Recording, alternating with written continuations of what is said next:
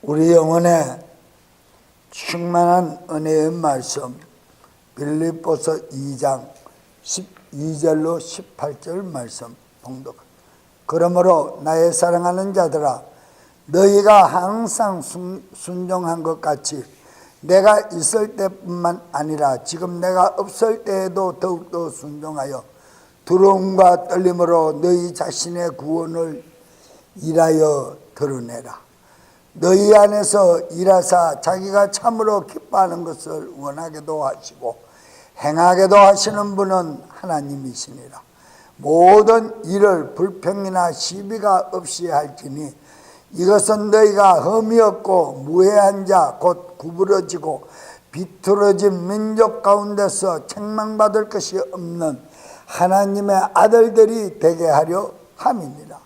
그런 민족 가운데서 너희가 세상에서 빛들로 빛나며 생명의 말씀을 제시하나니 이로써 나는 내가 헛되이 다름질하지 아니하고 헛되이 수고하지 아니한 것에 대해 그리스도의 날에 기뻐하리라. 참으로 그러하면 또 너희의 믿음의 희생과 섬김 위에 내가 헌물로 드려질지라도 나는 기뻐하고 너희 모두와 함께 기뻐하리니 바로 이런 까닭에 너희도 기뻐하고 나와 함께 기뻐하라. 아멘. 봉독해 올린 본문 말씀에 의하여 흠이 없는 성도의 삶이란 말씀을 요약해서 드릴 때 은혜의 시간이 되시기를 바랍니다.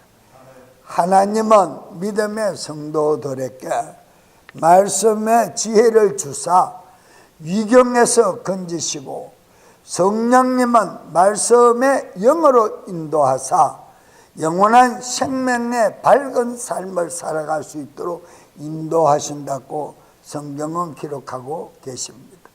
흠이 없는 성도의 삶은 진리의 말씀, 즉 생명의 말씀을 제시하고 밝히 드러내며 빛의 역할을 담당하는 방법을 제시해 줍니다.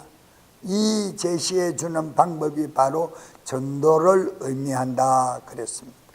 밝히다, 제시하다 라는 의미의 뜻은 주장한다, 주장하다, 굳게 잡다, 의견을 발표하다, 힘쓰다, 각양의 이런 뜻을 갖고 있어서 오늘 본문 말씀 16절에 생명의 말씀을 제시하니 생명의 말씀을 밝히 드러내시며 이로써 나는 내가 헛되이 다름질 하지 아니하고 헛되이 수고하지 아니한 것에 대해 그리스도의 날에 기뻐하리라 그랬어요.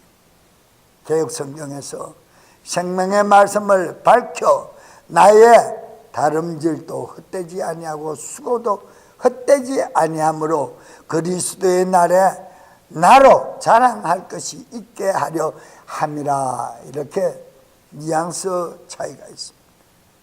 성도들의 빛의 역할을 감당하는 방법이 영적으로 타락하여 어두운 세상에 복음을 전파하는 것과 복음에 기초한 철저한 신앙생활을 통하여 복음을 굳게 잡고 지키는 것임을 말씀하고 있다라는 것입니다. 그래서 우리는 이 어두운 세상을 밝혀야 할 빛의 역할이 바로 전도다. 전도도 바로 물론 초보자들에게는 초신자, 영원히 믿지 아니했던 불신자들에게는 예수님의 이름을 영접하게 초보적인 예수님 믿으세요, 교회 나와보세요, 평안을 얻습니다, 각양의 이런 말씀들을 통해서 전달할 수가 있지만 기존의 예수님의 이름을 알고 기존의 교회를 다니다가 교회를 통해서 또는 교우를 통해서 각양의 세상의 핍박과 또한 시기 질투를 통해서 교회를 떠나고 예수님의 이름을 멀리하고 세상 어둠 속에서 살아가고 있는 과거에 믿었던 자들이 많이 있다라는 것입니다. 그래서 그분들에게 복음을 전할 때는 우리가 생명의 빛으로서 말씀을 전하는데, 빛은 곧 진리의 말씀이라, 말씀은 곧 권능이라 했으니 나의 삶의 권능을 본을 보여주고, 또는 진리의 말씀을 바로 깨달은 그 말씀을 사회주의 사상, 세대주의에 속한 자유신학을 공부한 사상을 말씀을 드리는 것이 아니라 그리스도, 그분의 은혜의 말씀, 믿음의 말씀을 전하여 어둠 속에 있는 영혼들을 빛 가운데로 나아오게 해야 하는 역할이 바로 우리의 역할이다. 그래서 본문 말씀에 바울은 바로 빌립보 교회를 통해서 이런 말씀을 전하면서 자기가 이런 수고를 하는 것을 마치 경기장에 다름질하는, 경기를 치르는 자 같은 비유를 하면서 이 경기를 하는 것이, 이 복음을 전하고 핍박과 겸하여 달려나아가는, 세상 어둠 가운데로 달려나아가는 자기의 행위가 결코 헛되지 않고 수고하지 아니한 것에서 얻을 것이 없다라는 것을 보여주는 거예요. 예수님께서도 달란트 비유를 보여주시면서 한 달란트 가진 무익한 종이 땅에 묻어두었다가 그대로 주인이 오니 내어주니까, 무익한 종아 어찌하여 이것을 은행에도 맡기지 아니하고 별리라도, 조금의 별리라도 얻게끔 하지 아니하고 그대로 한 달란트를 가져왔느냐. 책망하시고 하신 말씀이 내가 심지 아니한 곳에서 내가 얻기를 원하더냐라고 묻습니다. 말씀처럼 우리가 복음을 전하지 아니하고는 은혜 받았다라는 증거가 있을 수가 없습니다. 복음의 생명의 빛의 말씀을 증거하지 아니하고는 내가 믿음 위에 섰다라고 고백할 수 없다 이 말입니다. 우리가 세상에 하루에 살아가면서 24시간 동안에 잠자는 시간 5시간에서 7시간, 많게는 8시간 빼고는 16시간은 생활 삶 속에서 보내어야 합니다. 세상과 접목해서 살아간다 이 말입니다. 하루 종일 가면 소도 보고 중도 보고 별의별난 것을 다 봅니다. 하루의 삶 속에서 어떤 직업을 가지고 직장 생활을 하느냐 비즈니스를 하느냐에 따라 다르겠지만 많은 사람들을 만납니다.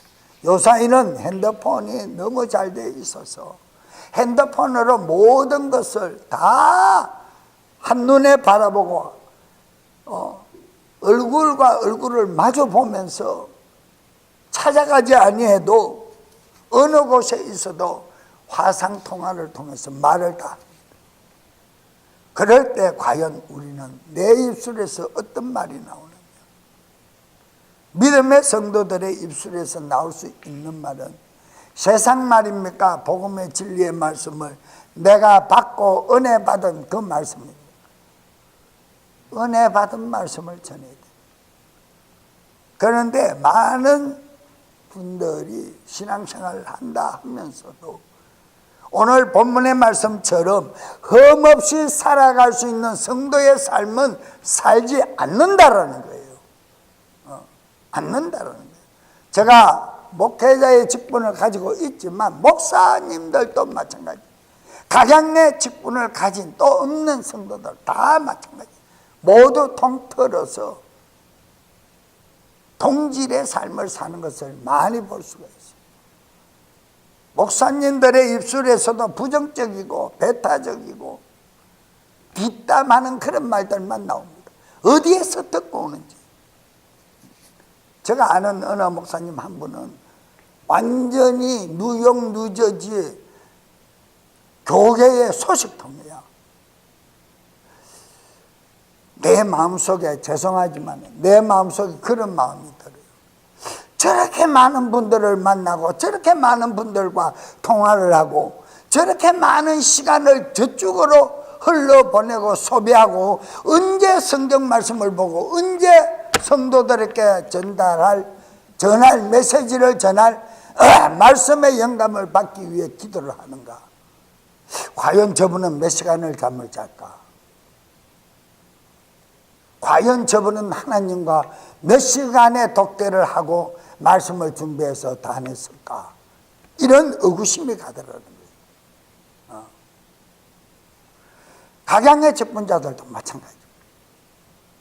교회에 나올 때는 교회당에 와서 장의자에 앉았을 때는 정말 근엄합니다. 경건하고 근엄하고 이루 말할 수 없이 정직하고 깨끗하고 굳건한 것 같습니다. 그런데 딱 본당 문을 낯서고 청교실을 가던 파킹장으로 가면 진작 달라져 버립니다. 입에서 나오는 말이 거칠고 세상 소리로 바뀌어버립니다. 이는 흠없는 성도의 삶을 사는 사람이 아닙니다. 신앙인의 온전한 삶이 아니라는 거예요. 하나 여쭤보겠습니다. 저는 그것이 그 말씀이 깨달아지고 그 말씀이 두려워서 정말 악한 소리라도 한번 하고 싶다가도 어떤 그 하나님이 기뻐하는 일에 배제되는 일을, 세상적인 일을 한번 이렇게 마음을 먹다가도 그 말씀이 문득 생각이 나고 주마등처럼 지나가기 때문에 그렇게 할 수가 없어요. 그게 참 감사하더라고요. 한번 여쭤보겠습니다. 가정의 가족들과 부모님들과 또 교회로서는 목사님과 교우들과 그분들의 눈은 피할 수 있지만 하나님이 우리를 지켜보시는 그 눈동자의 불꽃 같다라는 그분이 지켜보시는 시야는 우리가 피할 수 있습니까? 없습니까? 없습니까? 맞습니까? 확실합니까? 그런데 어떻게 속이느냐예요. 그런데 어떻게 그런 내 마음에 잡힌 대로 행동을 하느냐. 남이 하니까 하는 대로 따라가고 금방 쉽게 배우고 하느냐. 있을 수 없어요. 말도 마찬가지입니다. 우리가 잘 아는 말씀처럼 율법의 10가지 중에 5가지는 8가지는 하지 말라고 2가지는 하란데 거기에 금방 위배되는 일을 하잖아요. 그리고 바로 돌아서서 하나님 앞에 무릎을 꿇고 머리를 조아리고 두 손을 모으고 입술로 고백이 터져 나오면 다행인데 자기 마음에 자기가 저지른 행위에 자기가 잡혀버리는 것이 문제라는 거예요. 이해가십니까? 자기가 행동한 일에 자기가 잡혀버리는 거예요. 우리가 신년도 들어서 금요일부터 또 마음의 영의 세계를 말씀을 전하고 있지만 자기가 행동하고 자기가 잡혔다는 것은 자기가 잘못된 하나님 앞에 위배되는 행위라는 것을 알았다라는 증거입니까? 몰랐다라는 증거입니까? 알았다라는 증거죠. 알았기 때문에 민망스러운 거예요. 민망스러우니까 잡혀버리는 거예요, 자기가. 그런데 그게 잡혀가지고 내가 바로 무릎을 꿇고 내가 왜 그랬던가 내가 또 속았습니다. 주님, 다시는 이렇게 속지 않게 나를 굳게 잡아주세요. 내가 왜 그 말씀이 기억이 나지 않았습니까? 라고 고백을 하면 돌아설 수가 있어요. 작은 것도 죄로 여길 때, 큰 죄로 여길 때 작은 죄도 범하지 않게 된다고 제가 많은 말씀을 전했습니다. 큰 죄를 하고도 내가 큰 죄를 저질렀다고 죄의식이 들지 않으면 무감각으로 가버립니다. 우리 주위에 많은 사람들의 눈은 피할 수가 있고 자기 마음대로 은폐를 할 수가 있다 하지만 하나님 앞에서는 피할 길이 없음을 여러분들이 아멘으로 화답한 믿음처럼 피할 길이 없습니다. 하나님께서 말씀하십니다. 네가 내 눈을 피하여 바다 수중분물 가장 심의 밑바닥 큰 바위 밑에 네가 숨어도 무엇을 보내어 내가 너를 끌어낸다? 물뱀을 보내서 너를 끌어낸다. 높은 산 큰 바위 동굴 밑에 숨어도 내가 너를 이끌어낸다. 피할 길이 없어요. 우리가 하나님 앞에 성도의 삶을 벗어나는 것은 손바닥으로 하나님을 가리기예요. 손바닥으로 하나님 얼굴을 가리기예요. 이 손바닥으로 내 얼굴은 가려질지 몰라도 하나님은 가릴 수가 없어요. 기억하시고 내 입술에 정죄가 끊어지고 내 입술에 부정적인 게 끊어지고 내 입술에 진리의 복음만 찬송만 흘러나올 수 있는 기름 부은 입술들이 되시기를 주님의 이름으로 축원합니다. 신앙생활을 통해서 복음을 굳게 잡고 지키지 않으면 우리는 마지막 날에 주님이 기뻐하시는 그 반열에 들어갈 수 있습니까? 없습니까? 세상 내 마음대로 살다가 주님 오시는 날 그날 나는 외면당합니다. 정말 외면당하고 말 것입니다. 그렇지 않으면 왜 마태복음 7장에서 주여 주여 문 열어주소서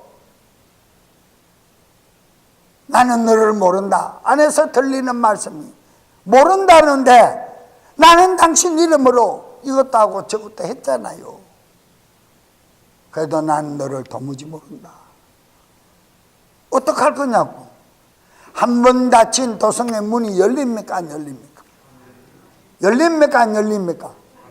열리지 않아요. 우리는 타임 시간을 타고 과거로는 돌아갈 수가 있을지 모르겠지만 하늘 문이 한 번 열린 천국 문이 그 문이 닫히고 나면 다시는 열리지 않는다라는 두려움이 있어야 됩니다. 그렇다고 율법적으로 두려움에 내가 구원을 못 받으면 어떡하지? 막 이런 아니된 생각에 잡혀 있어야 된다는 말씀이 아니라 은혜의 복음의 진리의 말씀, 은혜의 빛이 내 안에 있으면서도 내가 행동하나가 내가 말 한마디 하는 행동까지 내가 움직이고 있는 이 발걸음 행동 하나까지 내 마음에 품은 생각이가 하나까지도 주님을 벗어나서 내 마음에 내가 가장 좋아하고 내가 가장 즐기는 우상을 내가 따라가고 내가 섬기고 있지는 않는가 하는 그 마음에서 구원에 이르는 두려운 심령이 있어야 된다 이 말입니다. 이게 진정한 그리스도인의 삶이 되는 거예요. 이런 삶은 어느 학교에서 어느 유명한 대학에서 대학원에서 박사과정에서 가르쳐주는 인생이 아니라 하늘왕국에서 하나님의 음성으로밖에 들을 수 없는 교회당입니다. 하나님의 말씀은 교회당 안에뿐입니다. 주님의 몸 안에서만 그분의 마음을 발견할 수가 있습니다. 그렇지 않고는 그분의 마음을 발견할 수가 없어요. 많은 사람들 앞에는 잘 보이는 행위를, 근엄한 행위를 할 수가 있습니다. 그렇지만은 하나님은 다 알고 계십니다. 다 보고 계십니다. 우리의 신앙생활, 내가 한마디 뱉어내는 말이, 우리 한국말에 그런 말이 있습니다. 어른들의 말씀이, 내가 무심코 던진 돌멩이가 호수의 웅덩이에 던진 돌멩이가 밑에서는 그 웅덩이 연못 밑에 돌멩이가 떨어지는 그 지점에는 보이지 않지만 송사리가 맞아 죽을 수도 있고 올챙이가 맞아 죽을 수도 있고, 안에서는 생명 있는 식물이 맞아 죽는다 그랬어요. 우리가 무심코 던지는 말 한마디, 부정적인 그 말 한마디, 그 말이 어떤 상대방에게 상처를 주는지는 생각해야 된다 이 말입니다. 그래서 야고보서 사도는 너의 한치도 못 되는 그 혀의 굴레를 너가 조정할 줄 알면 잘하는 도다. 믿음의 승리한 자다. 그 육중한 배가 수만 톤 수천 톤 되는 배가 비에 달려있는 프로펠러 키 하나가 방향을 조정하지 않느냐라고 묻고 있지 않습니까? 우리 몸의 전체를 조정하고 있는 것은 내 혀 끝 한 부분이다 이 말입니다. 성경에서도 빚을 많이 진 사람이 주님 앞에 나와서 내 자녀까지 다 종으로 넘겨주고도 이 돈을 갚을 길이 없으니까 내 몸이 억스러지는 그날까지라도 일을 해서 갚겠습니다 하니까 그 왕이 뭐라 그럽니까? 탕감해 줍니까? 그래하라 그럽니까? 탕감해 주잖아요. 맞습니까? 그런데 탕감을 받은 그 사람이 돌아 나와서 몇 불락 못 가서 모퉁이를 도니까 누가 있다 그랬습니까? 자기가 빌려준, 지극히 작은 돈 빌려준 사람이 거기에 있어서 왜 안 주느냐?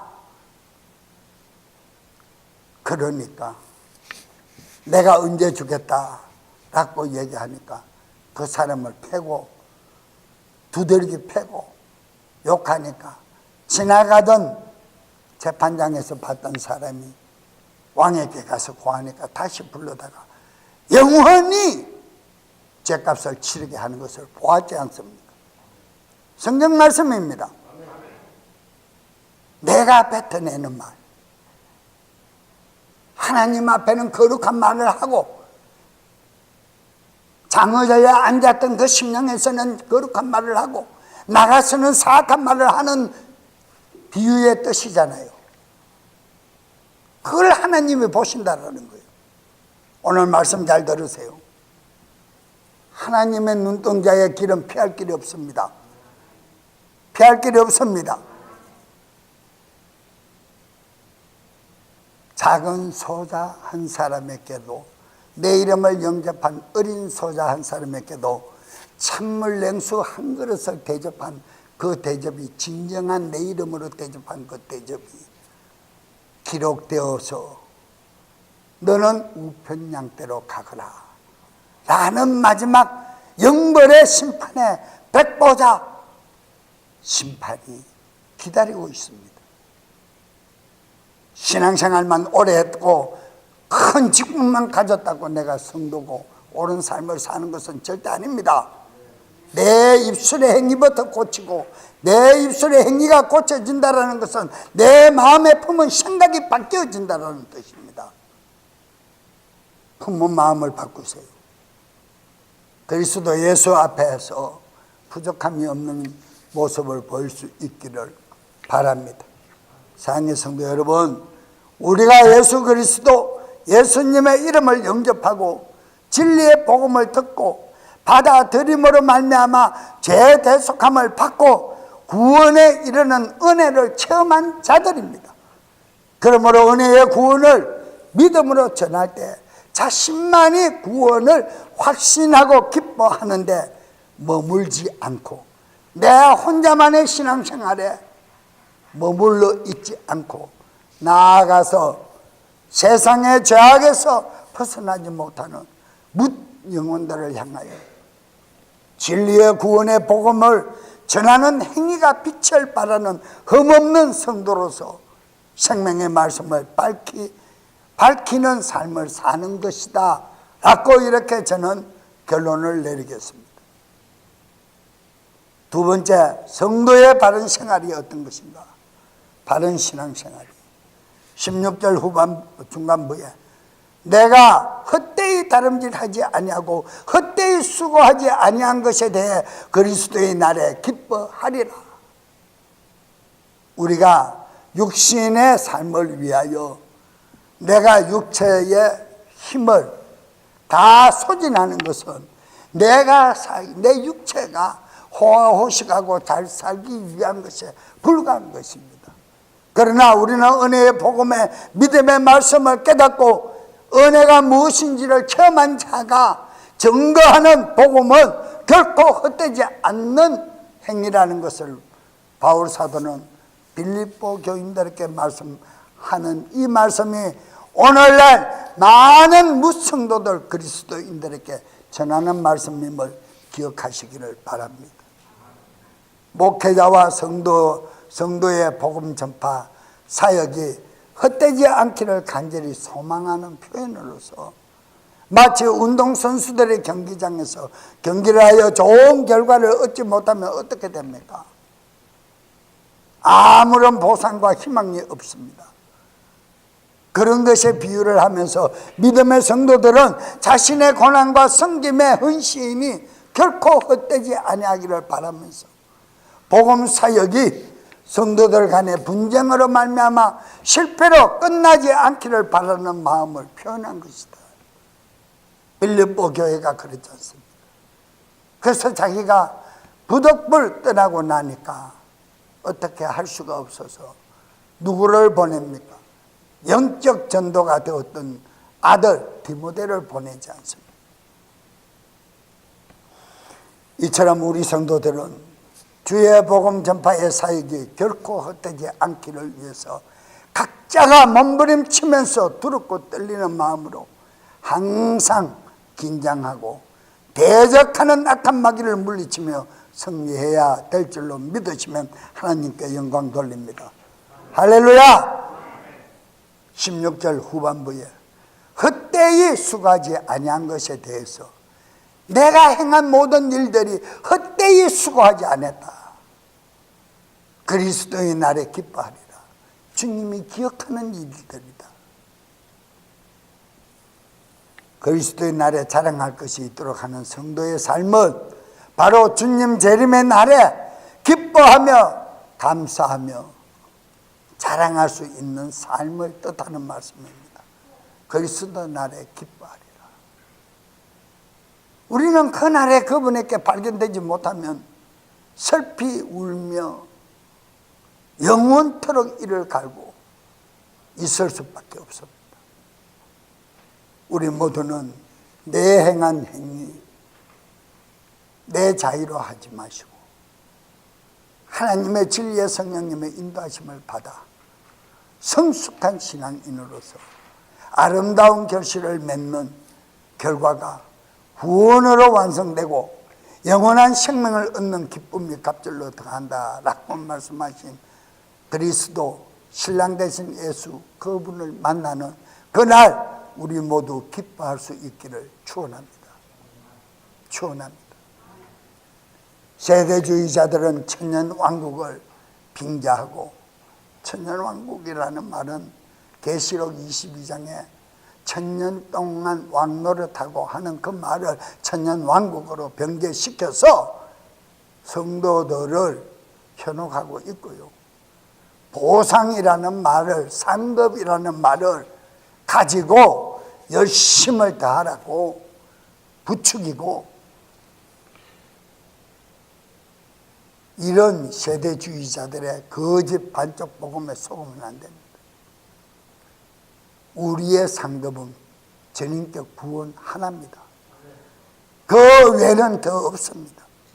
그분 앞에 가는 것이 상급입니다. 베풀어 주신 은혜의 상급이다 이 말입니다. 정신 바짝 차릴 수 있기를 바랍니다. 성도 여러분, 우리는 날마다 빛 대신 예수 그리스도 진리를 전하며 생명의 빛의 말씀을 선포하며 나를 위한 주의 종의 수고가 헛되지 아니하도록 성도의 흠없는 삶을 살아가는 성도들 되기를 축원드립니다. 세 번째로 17절에 참으로 그러하며 또 너희의 믿음의 희생과 섬김 위에 내가 헌물을 드릴지라도 나는 기뻐하고 너희 모두와 함께 기뻐하리니 그랬습니다. 내 몸 전체를 하나님 앞에 산영적 제물로 드려도 몽땅 내 가진 모든 인적 자본을, 소유를 몽땅 하느님 앞에 드려도 더 많이 못 드려 미안한 마음을 가질 수밖에 없는 그런 성도들이 되어야 한다는 겁니다. 개혁성경에 만일 너희 믿음의 제물과 봉사 위에 내가 나를 관제물로 드릴지라도 나는 기뻐하고 너희 무리와 함께 기뻐하리라. 우리 모두는 내 인적 자본 전체를 주님 앞에 송두리째 드릴 수 있는 그리스도 예수의 본질의 믿음을 소유한 자들이 되시기를 바랍니다. 우리는 그분을 통째로 먹었잖아요. 통째로 삼켜서 내 안에 간직하고 있잖아요. 그분 것을 내가 먹었으면 내가 그분께 드리는 것은 당연한 거 아닙니까? 은혜를 갚아야 되는 것은 당연한 지사 아닙니까? 교회를 통해서 받은 사랑과 받은 은혜가 있으면 당연히 주님의 몸된 전회를 위해서 열심을 다해야 되는 것은 당연한 지사 아닙니까? 인간의 본질입니다. 그거는 인성을 가진 자라면, 바른 심령을 가진 인성을 가진 자라면 당연한 것으로 이치로 여겨야 합니다. 그러므로 내 입술에서 사악하고 폐악한 소리가 나오지 않도록 내 마음을 주관받으시기를 축원합니다. 성령님의 인도하심을 온전히 받으시기를 바랍니다. 오늘 본문 말씀은 교인들의 믿음의 제사와 번제물, 즉 믿음의 예배와 예물을 드리며 영적 예배를 통한 섬김에 헌신하는 삶을 살아간다면 그 섬김의 신앙행위 위에 순교적인 믿음이 더하여 하나님 앞에 더 많은 감사와 영광을 돌리게 되는 그 삶의 행위를 통하여 우리 주님이 얼마나 더 기뻐하실 것인지에 대해서 말씀하고 계신다. 여러분, 우리의 신앙이 성숙해지면 성숙해지는 대로 그리스도 재림의 날에 자신이 자랑이 될 수 있기를 노력해야 합니다.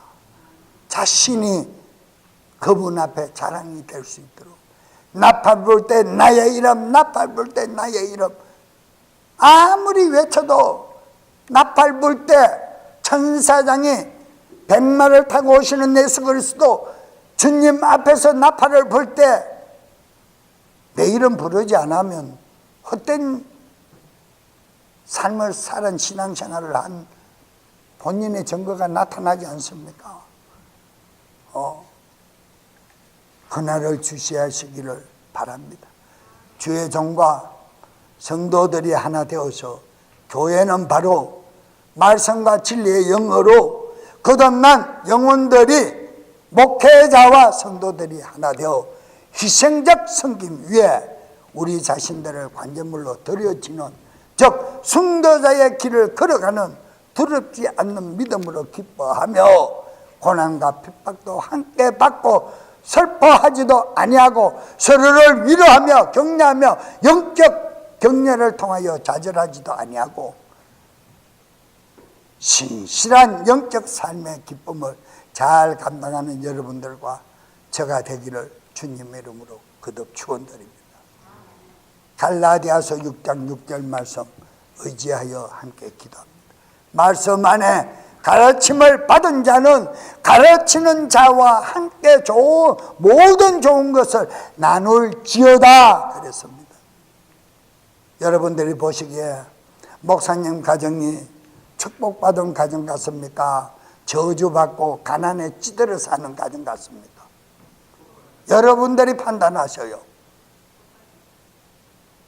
그러면 목회자의 신앙, 목회자의 그 행위를 함께 나누어 닮아갈 수 있는 도전하는 의식이 있기를 거듭 축원드립니다. 다 같이 통성으로 다시 한번 기도드립니다. 주여!